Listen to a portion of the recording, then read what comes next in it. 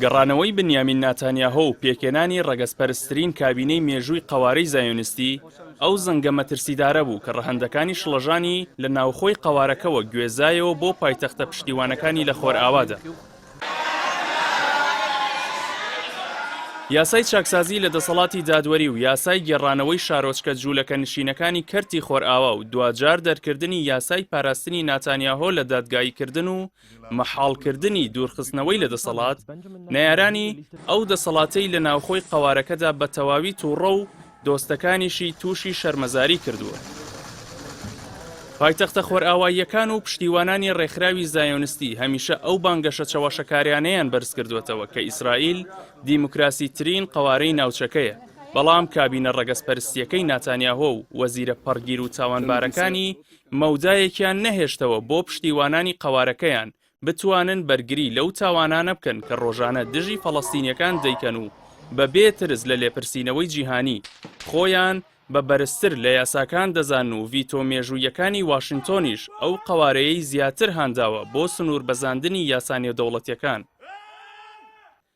بۆ یەکەم جار لە مێژووی پەیوەندیە بەهێزەکانی ئەمریکا و ئیسرائیلدا کۆشکی سپی بۆ خۆڕزگارکردن لەو تووڕەییە جیهانی و شەرمەزاریە سیاسیە یادداشتی ناڕەزاییدایە باڵێۆزی ناتانیاهۆ لە واشنتۆن.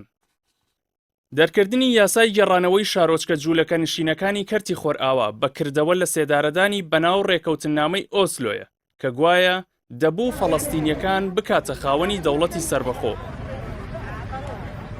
بەڵام لەوەتەی ناتانیاهۆ دەسەڵاتی گرتوۆتە دەست بە تەواوی ڕێکەوتنی ئۆسلۆی سڕ کردووە و تەنها بەندی ئەو ڕێکەوتنەی کە لە مەحموود عەباسی دەخوازێت هەماهەنگی ئەمنی نێوان دەستگا ئەمنیەکانی هەردوو لایە بۆ گرتن و کوشتنی خەباتکارە فەڵەستینیەکانی کەرتی غەزە و کەناری خۆرئاوا.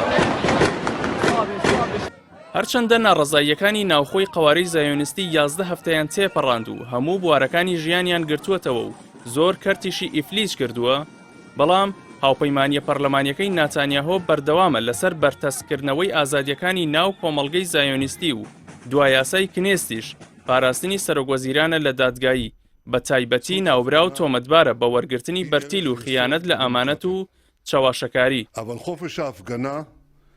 بەپێی یاسای نوێ لەبری دەستەواژەی لە دەستانی شایستەیی دەستەواژەی نەتوانین بە هەڵسان بە ئەرکەکانی دانراوە بەو مەرجەی زۆرینەی پەرلەمان و 2 لە 3 کابینە کۆک بن لەسەری. ئەوەش لادانی سەرۆکوەزیران مەحاڵ دەکات و هەمووان کۆکن لەسەر ئەوەی کاڵایەکە بە باڵای ناتانیاهۆ بڕاوە. بنیامین نتانیاهو בעד. בלי מחיאות כפיים. הצעת החוק התקבלה.